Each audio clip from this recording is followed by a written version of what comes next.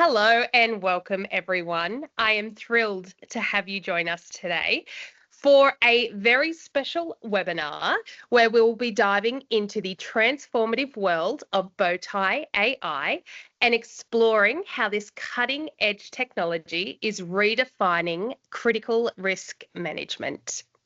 My name is Christina, and I am absolutely delighted to be hosting you all here today. Today, we are showcasing the incredible potential of Bowtie AI, a feature that the myosh team have created to set a new standard for workplace safety. Now, today, we are very lucky to lead us through this groundbreaking demonstration. We are joined by none other than Adrian Meneses. Adrian is an industry expert with a wealth of knowledge about safety innovations and a passion for helping organisations create safer workplaces.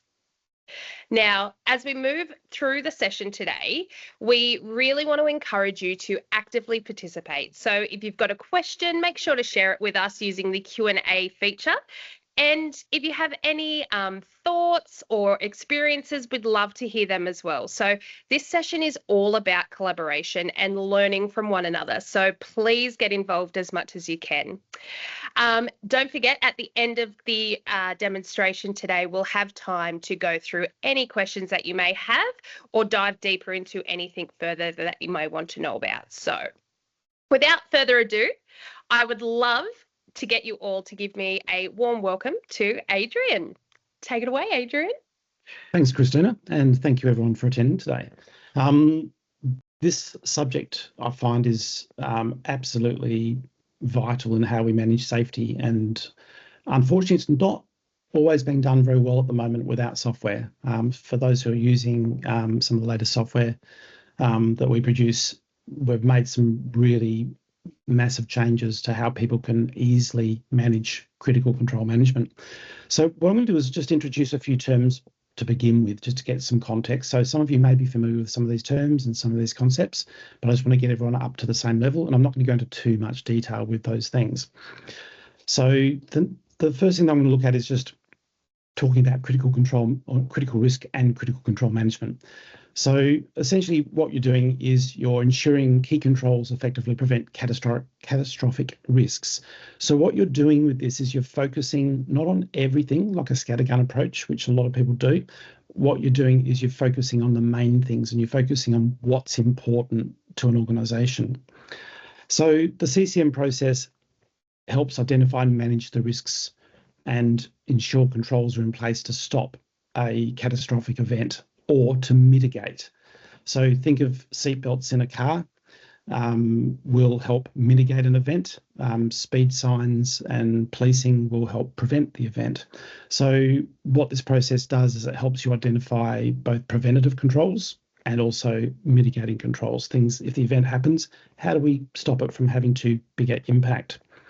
So one of the things we look at when we look at critical control management is taking the focus away from just looking at every type of incident and trying to prevent every type of incident. In this particular case, what we're trying to do is prevent and mitigate the most serious incidents, and that's the process that we're looking at. However, the technology that we're introducing can be used not just for serious incidents, it can actually be also expanded for other types of risks.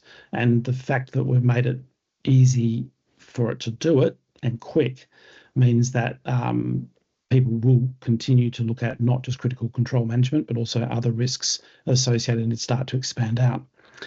So people are often focusing on all injury frequency rates, and it can distract from the more serious type of injuries that can occur, or incidents that can occur, or events that can occur. Okay, what I'm going to look at here is just the overall process of critical control management, and this is taken from the ICMM guide. So it's International Council on Metals and Mining, and or mining on metals.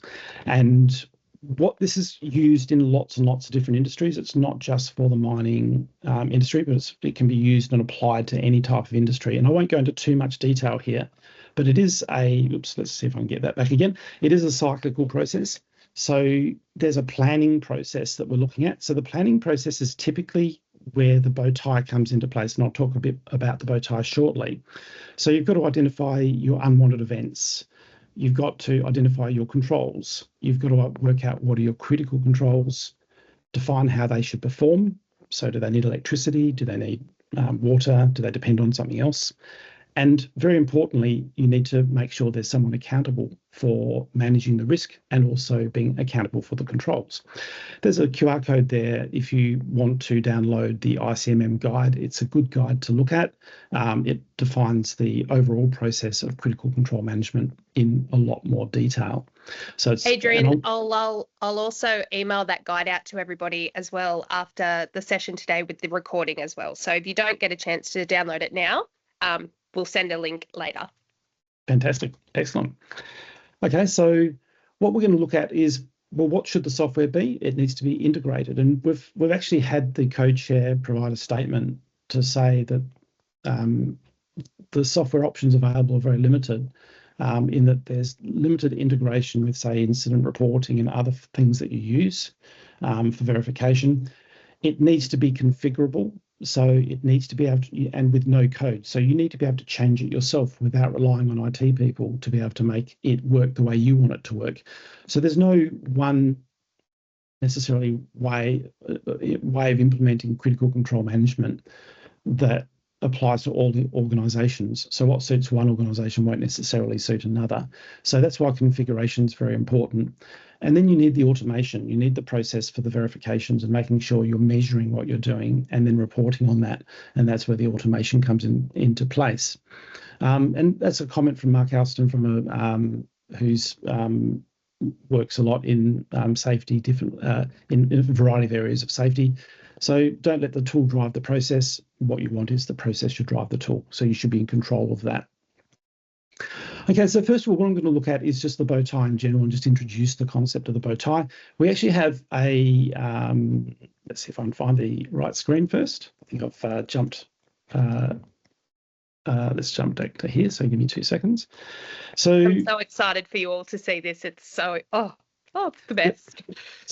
So what we have here is we have a bow tie. So what you'll typically have is your causes. So you identify, first of all, you identify the unwanted event, so uncontrolled release of energy. You identify the hazard associated with that. You identify the causes, and for each cause, you then identify what the controls are, and then also which controls are critical. And there's processes for defining which controls are critical. Now, on the right-hand side, you'll see there's things like, mitigating controls. So this is like I was mentioning before, the seat belts after the car accident or the airbags after the car accident would be part of your mitigating controls. And then you have your consequences at the end here. Now, when I first saw the bow tie, I was actually quite underwhelmed, thinking, okay, it's a great process for identifying these things, but it's got to do more than what it currently does. And that's where we looked a lot further. So, for example, each of these boxes here that you can see on the screen has information or a workflow behind it. So there's a document behind each of these boxes, including this one here. So in this one here, you want to be able to assign who's accountable, what the risk rating is, and so forth.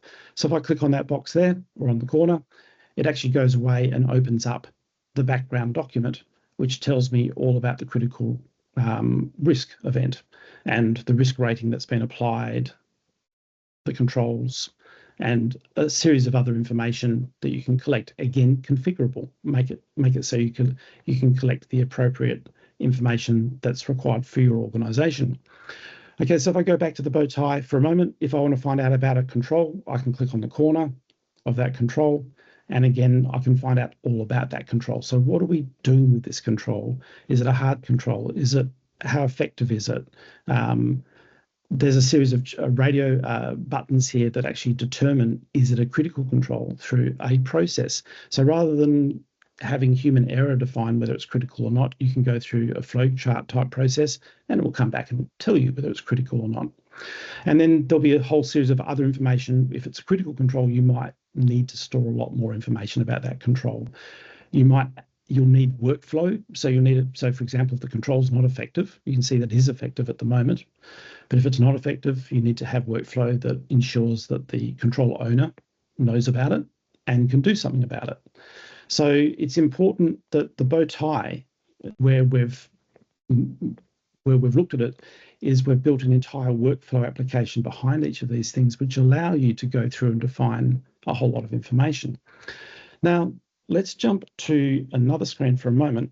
And this is another link that I think, Christina, you can provide that goes through and looks at how to build a bow tie. So it's a resource that we can provide you that allows you to understand all the terminology, go through, define the MUE, identify threats and consequences, do all the things that you need to do to build a bow tie.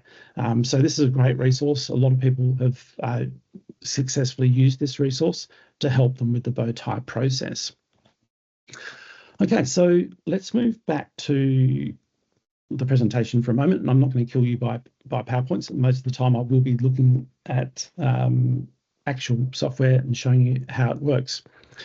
One of the most exciting things that we've done is we've added artificial intelligence to our bow tie process in a couple of different ways. First of all, it's there to support the process, or in the terms that we've used here, it's to support actual intelligence. So you can involve it in the brainstorming process. So what you'll typically find when you build bow ties, and traditionally people have had people in a room on a screen, a little bit like you can see in the diagram in this PowerPoint, where they're going through and they're identifying and brainstorming all the controls and so forth. So what this allows you to do is allows the AI to help you brainstorm first, or even add information later. So you can use it to build the bow tie. It's much, much easier. And one of the barriers that we've found with organizations is they often don't know where to start, and it does require some brain power. So they think through it, and it's sort of like one of those things that I guess many people might just find it difficult or boring. With the AI, it actually allows you to at least start without starting from a blank sheet of paper. You start with a bow tie, which you can then you can modify and change. And I'll actually go through and do this in a moment. You can also get it to critique and make suggestions. So if you've got existing bow ties, you can get it to say, well, what have we missed? What could be done better?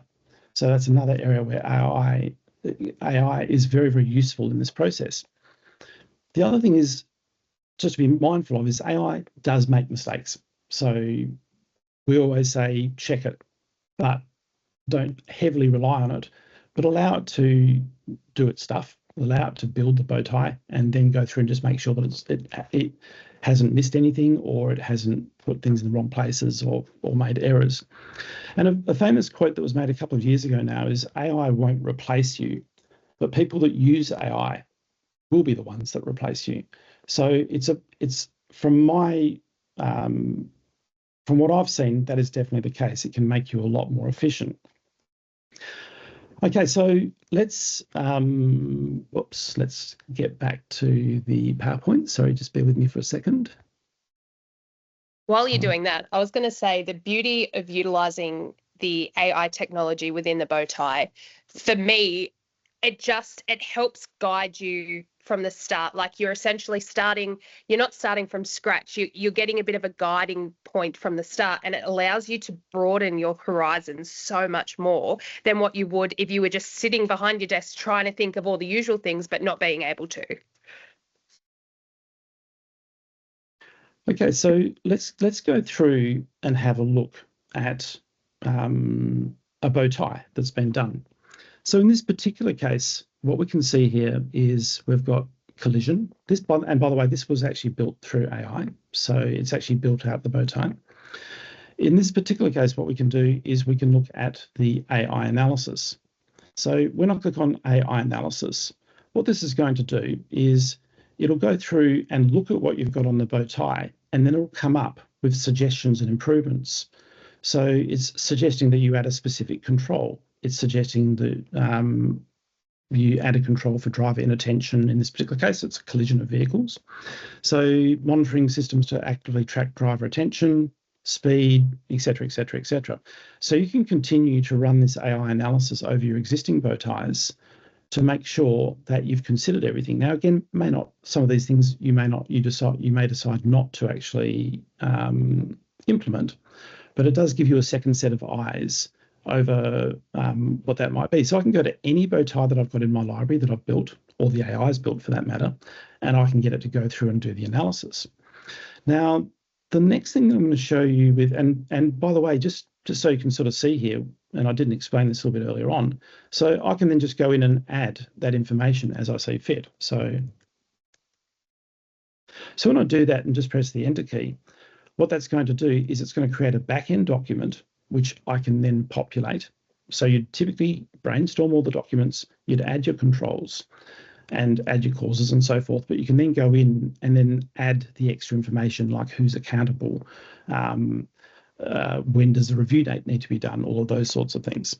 So you can add items to that diagram very easily. And one of the nice things is, and one of the issues with bow ties historically is people have built their bow ties and they've essentially been hard-coded, just diagrams that have sat in a filing cabinet somewhere or a disk drive, where what actually happens with this is if you identify new controls, you can very easily go to an existing bow tie diagram and add those controls into the process. Okay, the next thing that we'll look at is the Bowtie AI wizard. So this is the one that's probably a little bit more exciting in that it actually helps you build a bow tie. Now, this could be anything, and we've had some fun just experimenting with some really fun bow ties as well, which I'll potentially go into in a few moments' time. So let's say I might be skydiving. Okay, so I can say generate hazards and events. So this is going back using the AI. It's going through and it's building a list of hazards that are associated with skydiving. So I can see that we might be worried about parachute malfunctioning. And then I can then select the unwanted event, partial deployment, tangled lines, inability to deploy. Okay, so in this particular case, what it's done is it's guided me through the process of this is the area we're looking at. These are the hazards associated with it. And here's some unwanted events. So I can now go through and generate the bow tie. And what that's doing at the moment is it's building a bow tie based on that information that I've got there. And what it'll do is it'll build a whole series of controls, causes, mitigating consequences, etc. And I can now review that as part of our brainstorming activity. And let's say I don't want a particular one. So these ones at this particular stage, it hasn't created all those back-end documents. So all the information in the background. So you'll notice I don't have that corner item, link there at the moment, but I can do when I create the back-end records. So when I'm brainstorming this, I can then say, okay, well, I don't want that one, but I want this one. Again, I'm just typing anything for the time being. I can go through, add extra causes, do whatever I want to do to this diagram to get it to the way I want it, based again on typically a workshop type process. And it's quite amazing the quality that it's producing. I did one on radiation exposure for a uranium mine the other day, and the person was a radiation specialist, an expert, and they were quite astounded at what it was producing, in that he sort of said only an expert would have actually been able to come up with all of these options in the radiation field. So, but I've done it for all sorts of different areas. So once I've actually done this and added the extra particular items, I can then say, go and create the back end records. So what that's now doing is it's going off and it's creating the risk document. It's creating the consequences and the causes. It's going to go through and generate all of the controls, and then it's going to regenerate the bow tie. So now I've done my brainstorming, I've added the controls, I've changed the different things I wanted to change, I've got it the way I want it, and now it's building the bow tie. Now I know nothing about skydiving, so I've got no idea what this looks like, but it does seem to make a bit of sense. And it's now built that bow tie. I can zoom in on that bow tie. I can still modify it, but you can see now that I can go into the back-end documents and I can start populating who's accountable for managing this item, when's it going to be reviewed, what are the things that it relies on or depends on. All of those sorts of things I can now do and put a lot more information in there. We did quite a funny one the other week where I actually travelled. I was actually sitting on an aeroplane, and the food didn't really look terribly good. So I did a bow tie on the psychological discomfort from the perception of low quality food. And that's putting it nicely, Adrian. Yep. So you sort of notice in here, So if I click on the link there, I can now go and have a look at the risk. We've played around with this with some quite funny outcomes. It went down there. So it's itemized the different controls, both mitigating and so forth. I can now go through, and it's even gone through and shown me example, allows me to put attachments of what the food looked like and all sorts of other things. So, and you can sort of see here, this one's not controlled at the moment. So the risk itself is still has control issues. So that'll bring me to the next point in a few moments' time. So you could build this to build any type of risk. So I've built multiple bow ties very, very quickly, which are very, very handy for being able to identify those controls. But again, checking it, involving the team, involving the front line workers, getting those involved. But by the way, I could have gone into that bow tie and done the AI analysis, and now it'll come back with more options. So that's now going back. It's now building how we could improve it. So it's making it a process that's a lot easier to build these things. And again, it overcomes the issues that people often say is, I don't know where to start. Now people know where to start because we've got the tools in place to help them. I was going to say earlier, one of the key things you said before you actually went and created the back-end documents was that you have the ability to go through and check what the wizard has produced or what AI has produced and helped guide you with. And you're able to go, well, no, that doesn't make sense, because at the end of the day, you as the user that is generating these bow ties are going to have some idea of what you will experience. And so with your work and with your knowledge around your industry, as well as what you're using with the Bowtie AI, it is just a phenomenal resource. And I'm so excited for you all to be able to witness this. We're very, very excited. Something that people in the audience can do, if you want to, is if you can think of some examples or areas that you work in that you'd like me to actually build an AI bow tie in, I'm happy to do that. And I can double back once if we pop them in the chat box or in the Q&A box, and we'll do that for you. Yep, absolutely. And then I'll come back and just so you can have a bit of a look at what it actually produces. So very, very exciting innovation. So one of the things is the idea is the software is integrated to help you produce a sorry, I'll get my act together in a moment with the PowerPoint. The software is there to build an entire integrated solution. So at the moment, typically what you'll see out there is there'll be bow ties, which are flowchart type diagrams. Then there'll be separate processes for verification. There'll be separate processes for defining accountability. If they're looking at the performance and reporting standards, that'll be a Word document or a PDF stored somewhere else. The idea with this is you've got one system integrated that does all of these things in one place, and that's what makes it so powerful. It also makes it much easier for end users to be able to do some of these processes. So far we've been focusing on, and sorry, I've just keep on pressing too many buttons. So far we've been focusing on the planning process. In a few moments' time, we're going to focus on the actual doing process, if you like. So this is a plan, do, check, act type process. And one of the failures with a lot of people implementing CCM or trying to without this sort of software is they don't use it as a continuous improvement type process. So it typically, and what a lot of people are doing is when they try to do, the bow tie is very divorced or separate from the actual doing process. And that's what we'll be looking at next, is how do we make sure that the bow tie and various other aspects of what you do is integrated into the entire process and very easy for people to do. Okay, so let's look at verification and reporting. So the next stage that I'm going to do is I'm going to jump over to the software, and you'll notice at the moment the risk assessment, uncontrolled release of energy. If I just zoom out on this one, we did a little bit earlier on.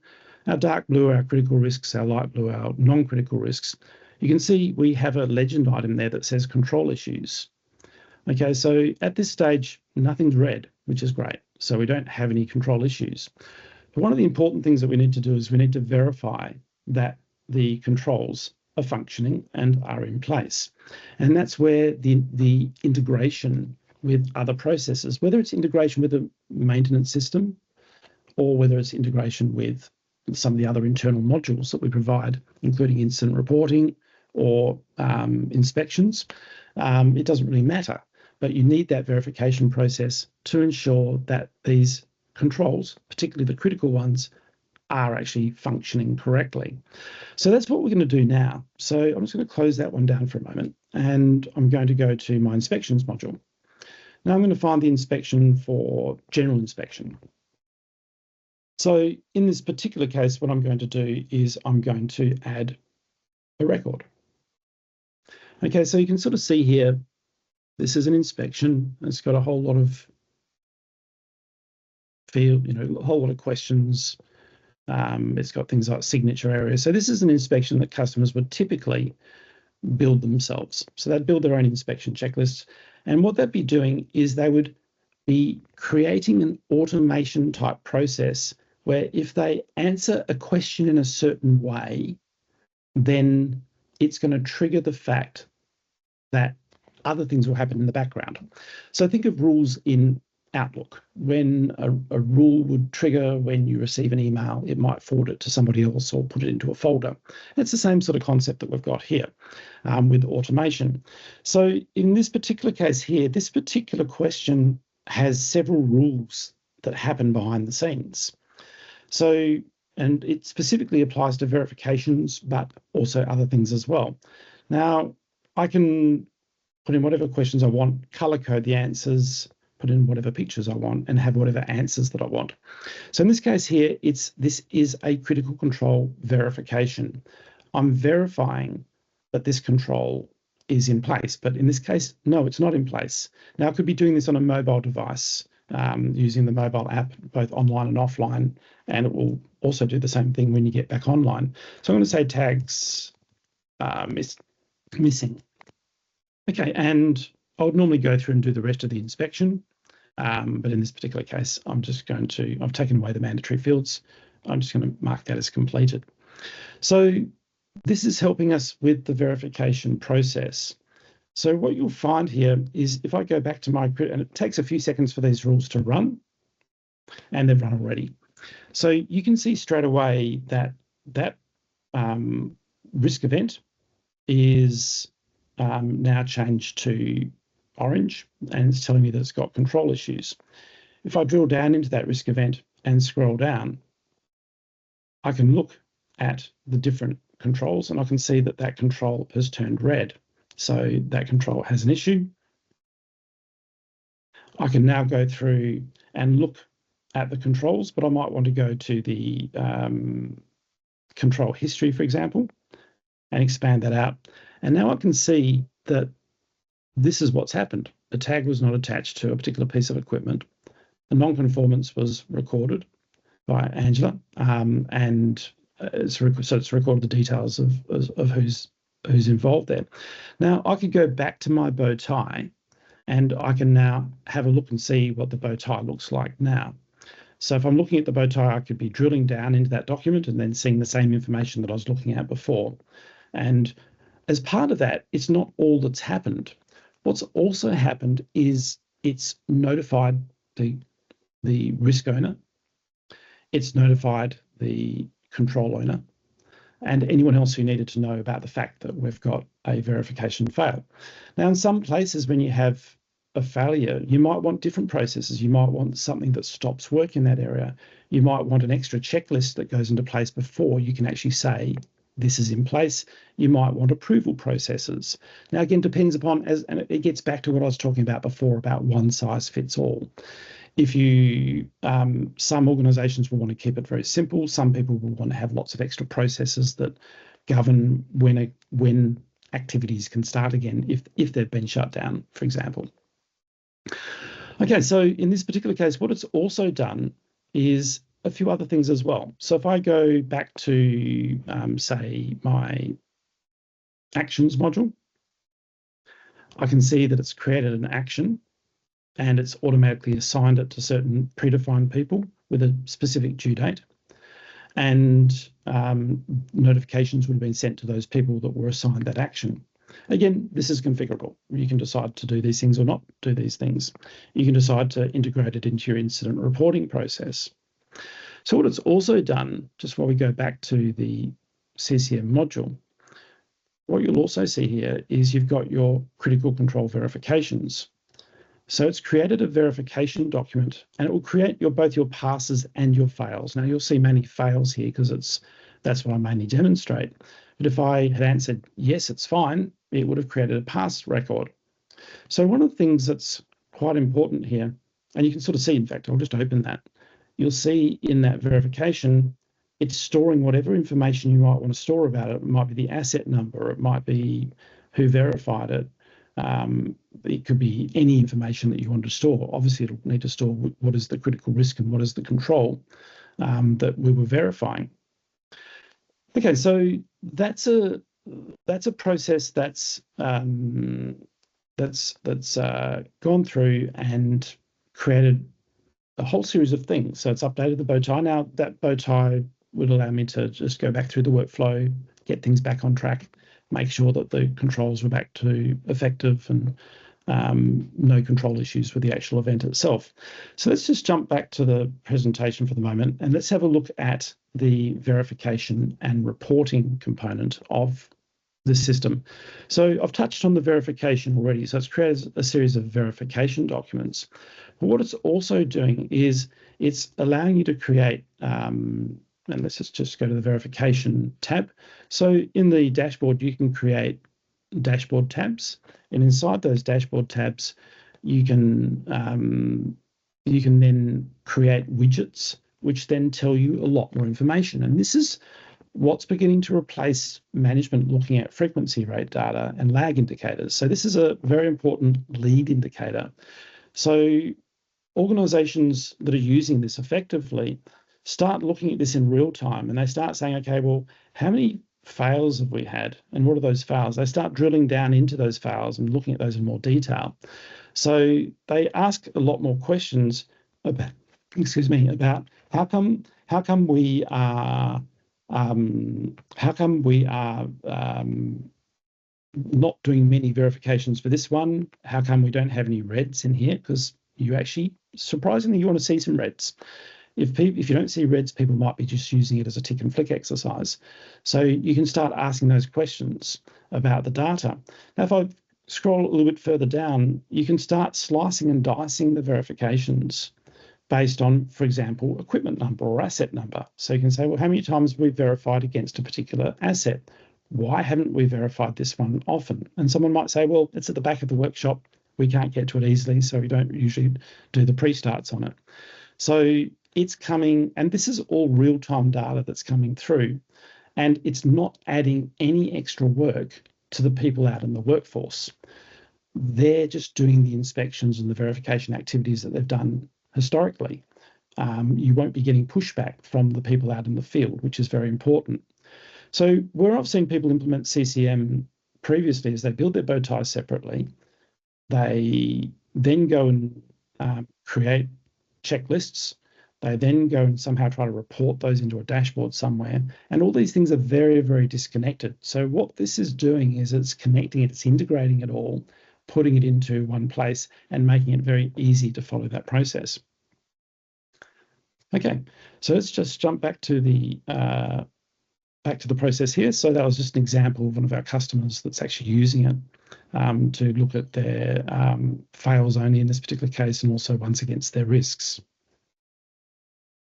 Okay, in fact, I've gone through and done that demonstration already, where I've shown the actual verification through the dashboard. Okay, so that brings me to the end of the main part the presentation. So we've gone through, in summary, we've gone through, in fact, if we just jump back to the ICMM guide, we've gone through the planning processes of identifying the unwanted events, identifying the controls, and so forth. So you can see that the AI component that we've built assists with this process, but it doesn't replace the process. You then, the software helps you select the critical controls by getting you to go through guided questions. I didn't go through this part in much detail, but there's performance standards and other reporting information that you store inside the controls and inside the actual event itself. You assign the accountability to who is going to be notified if something goes wrong or when they need to review it and work through a process. You've then got your implementation, which is also contained inside there, as well as your verification processes and your responses through your workflow of inadequate control performance. And then from here, you can then go back through the process again and add additional controls. And it's an ongoing process of continuous improvement.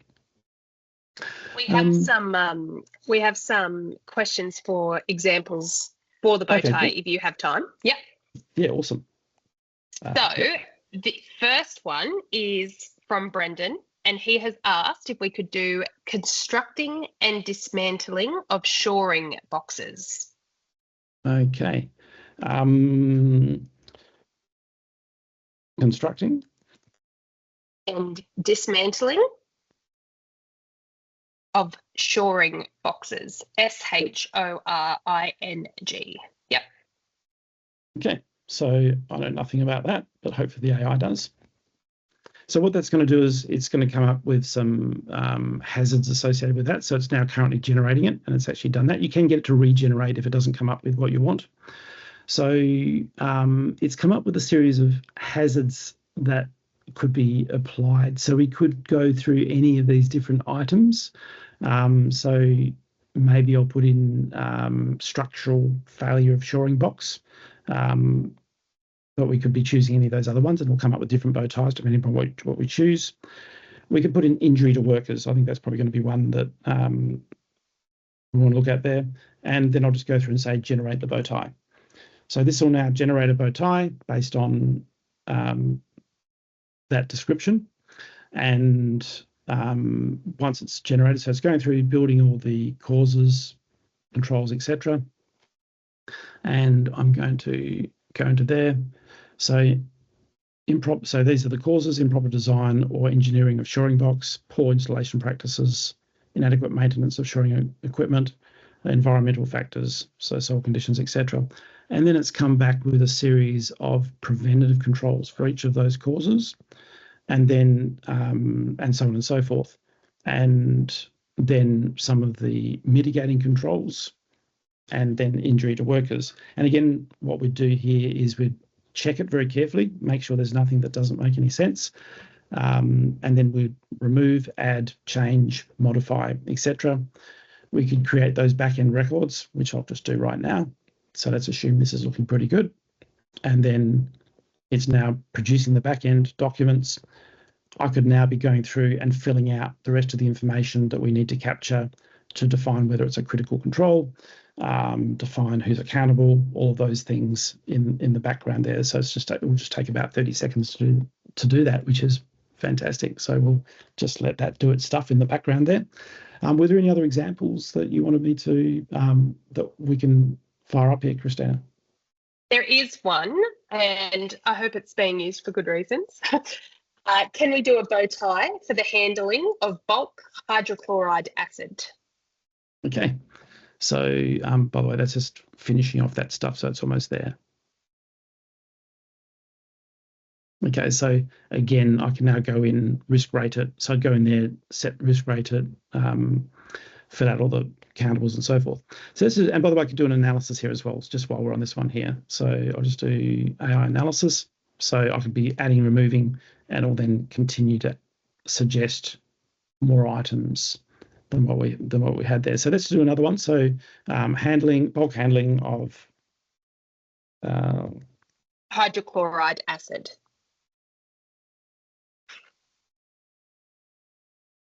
Let's see if I can spell it right. So I refer to it as hydrochloric, but it was hydrochlor. Was it a different name? Yeah, hydrochloride acid. Have I spelled that correctly? IDE. IDE. Yeah. Okay, so let's get acid spelled correctly. So we'll generate the hazards. So the hazard in this case is bulk handling. So that's just the hazard itself anyway, so that's fine. The unwanted event could be corrosion of equipment, fuse released, contamination of soil, inhalation exposure. Can do any of these. Let's just do, say, inhalation exposure, but obviously it could be building lots and lots of these things. So I'll just again generate the bow tie, and it'll now go through, build out those, build out the causes, controls, mitigating controls, consequences, and so forth. And that should display hopefully in about, it's there already, cool. Okay, so spillage during transfer, inadequate ventilation, improper personal PPE, accidental release during storage. And then you've got, again, the appropriate preventative controls. It's just unbelievable the level of detail that it goes into, isn't it? And the doors that it opens to your thinking, essentially. It's unreal. Yeah. I'm so very proud to be a part of myosh and what you guys have produced here. Yeah, absolutely. And I mean, we even start using it for deployment of software and updates and those sorts of things. You know, you can just the sky's the limit. Obviously, absolutely anything. I mean, some of the team used it to go through issues they may come across on their first date, and it's just it's so unbelievable the broad range of areas you can cover with this. It's just I'm just so excited. Yeah, so some really cool stuff here. So yeah, so essentially that's the process that we've gone today. There's you can implement this to the nth degree. You can just build bow ties, or you can then go through and you can do the full CCM, critical control management process. But hopefully everyone on the call today has found this useful and is something that has provided some benefit. And thank you everyone for attending. Back to you, Christina, to summarise for the day. What I will ask Adrian is, what sort of plan do you have for rolling out the bow tie? Like, what access can people eventually expect to experience? Yeah, absolutely. So what we would typically do is we work through, we have standard builds of our CCM module. And what we'd normally do is work with you and actually teach you how to do all the different things yourself. So you're not actually dependent on us, but we help you build your workflows, the different fields that you'd be storing, the things that you need to. Would help you with the verification process to make sure that you knew how to actually do the rules and to be able to create the verification forms needed so you can store that information. We help you how to build the dashboards and all of those sorts of things. So it's more a training and guidance type process that we work through with you, and then you can then build this and maintain this yourself without having to be dependent on us as a software company. So we go through configuration workshops. We work out how do you want it to work differently to our standard build. So how do you want it to actually function? And then we also provide all that additional training for how to modify anything that you want to modify. And because it's a no-code solution, you don't have to be a programmer. You just have to be someone who's reasonably IT literate in configuring software. So it's all checkboxes and radio buttons and those sorts of things. One of the main driving forces behind anything that myosh does is ensuring that we're not just essentially selling you a product. We and I know Adrian is the key person behind this, and the key why is actually helping you all understand what this can do to help you and your workplace become safer. And at the end of the day, that's all we care about. Like we really want to help develop a much safer workplace for everybody. So we go to the nth degree when it comes to like making sure you know exactly what you're doing and how to utilize the system to its best potential. So there are lots and lots of resources being configured and built in the background for anybody that wants to use this moving forward, and it's going to be constantly developed and built out to become bigger and better every day almost. So yeah, no, we're really excited. As Adrian mentioned, we have come to the end of today's session, but what I will do is we have recorded this webinar today. I will email it out to everybody who has registered to attend. So if you weren't able to make it, that is okay. You'll get a copy of this session anyway. We will send you out the ICMM guidebook. We'll send you a link to download the Bowtie PDF guide, as well as a link to watch this video again.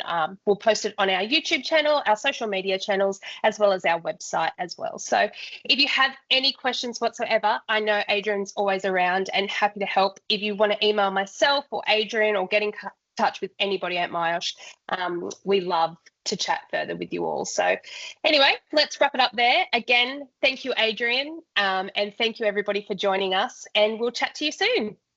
Cheers. Thanks, everyone.